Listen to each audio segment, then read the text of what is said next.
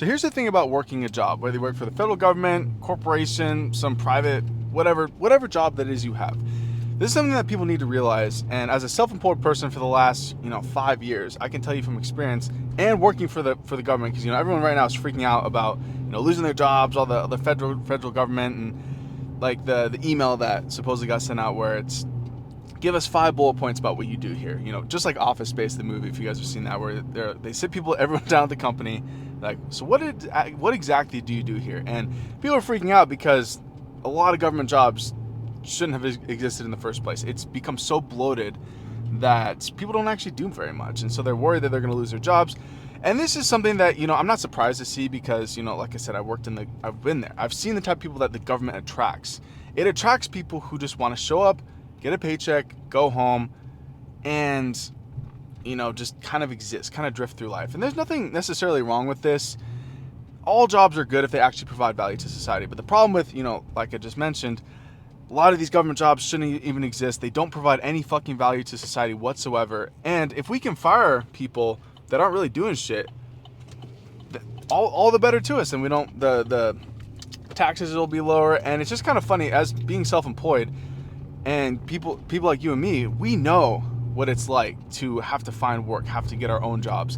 I have 0 people that I rely on to give me money. I have clients, I have customers that I provide an insane amount of value to, and that's how we get hired. That's how we do hundreds of jobs. We have hundreds of people that have bought my books, courses, all that sort of stuff. It's because I provide the value first. The problem with the job is the job pays you just to kind of show up and put in as little amount of value and effort as possible.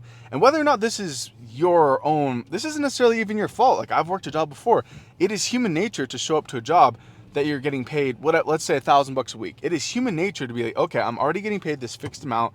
I'm gonna put in as little work as I can just to survive, or just to, no, sorry, this guy's driving like a goofball.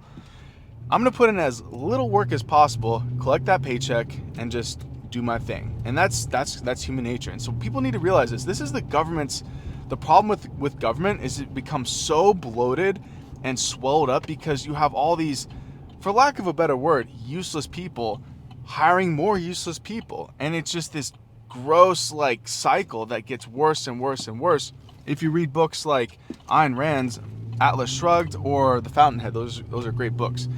But you see in those books, like, it's just this chain of like people that absolutely do nothing. And so the point being, if you work a job for someone else, also you have 0 control over what that person, they could fire you, you could be laid off at any time. I was just speaking with one of my friends recently. No notice that he got laid off. He has a month of like pay for where he can find a new job. And I think that's the thing with the federal government layoff too. They have like 8 months to find a new job, like 8 months of being paid, which is insane. Like, if you have 8 months of free money coming in, like that's a good deal. I would certainly wouldn't mind 8 months of just money coming in that I didn't have to do shit for.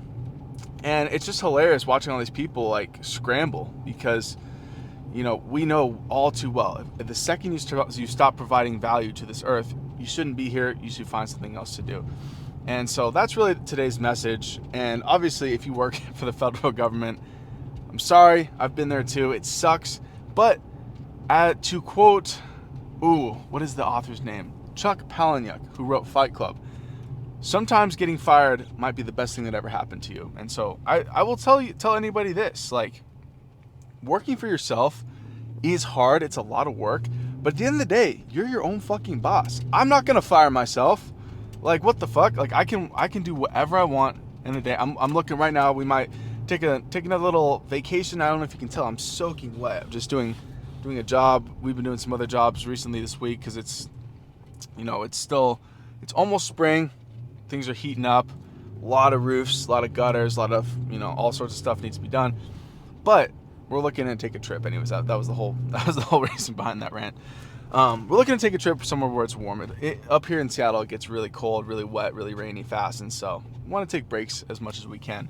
But I can do whatever the hell I want, as long as I make enough money, provide for my family, provide for my wife, my kid.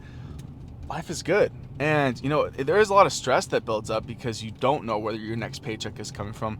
But I would argue that that's how man is supposed to be. That's how we're supposed to operate.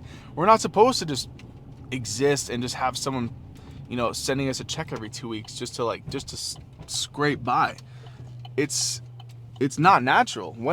How long have we had these quote unquote jobs? How long have we had another man taking care of our responsibilities in life? And so this is today's message. Be your own man, quit your job, become self-employed. The path will become clear as you walk down it. So I'll see you guys in the next video. Obviously, if you guys want to join a group of free men, down below we have our group. Also, we run software for automating home service businesses. Whether you have a home service business or you help home service businesses, we also have that below. So I'll see you guys there. Peace. Thanks for tuning in to the Spencer Clay Show. That's all for now.